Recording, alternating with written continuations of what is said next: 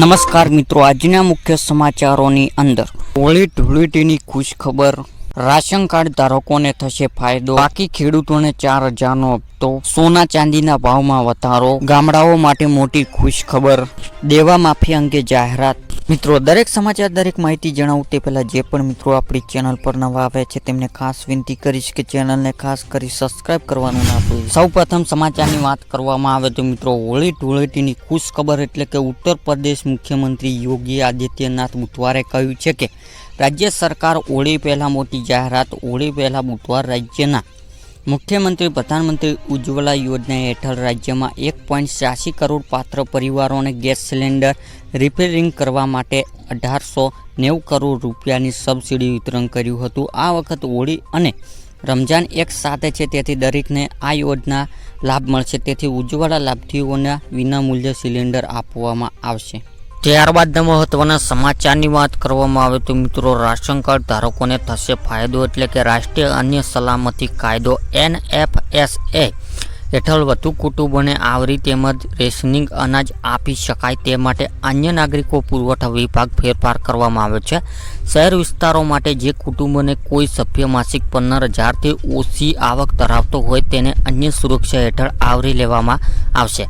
ગ્રામ વિસ્તારમાં માસિક 15000થી વધુ આવક ધરાવતો હોય તેમને પણ અન્ય સુરક્ષા હેઠળ આવરી લેવામાં આવશે।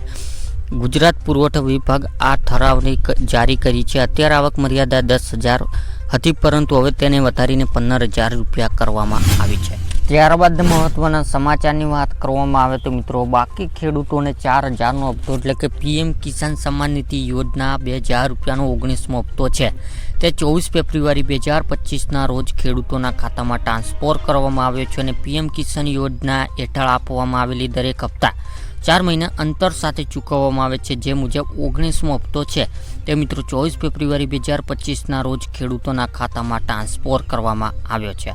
કૃષિ અને ખેડૂત કલ્યાણ વિભાગ દ્વારા પ્રાપ્ત વહેલા મુજબ લાખો ખેડૂતોને PM કિસાન યોજનાનો 19મો હપ્તો છે તે રકમ મેળવવામાં વંચિત છે, જેનું મુખ્ય કારણ મિત્રો KYC વેરિફિકેશન અને જમીન સંબંધી દસ્તાવેજો। આ સ્થિતિમાં તમે કૃષિ કેન્દ્ર પાસેથી મદદ મેળવી શકો છો અને બધી ભૂલો સુધારી લો છો તો તમારા ખાતામાં એક સાથે 2 હપ્તા એટલે કે 19મો અને 20મો હપ્તો એક સાથે જમા કરવામાં આવશે।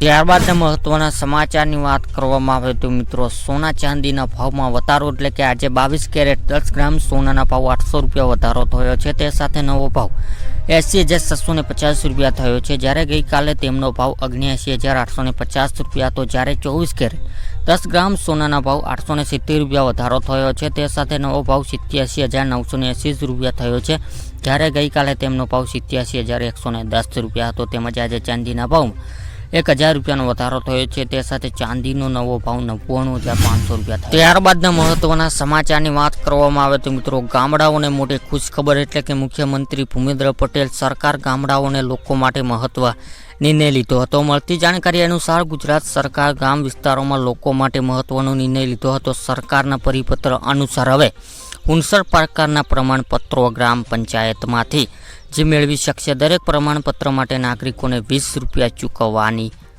રહેશે।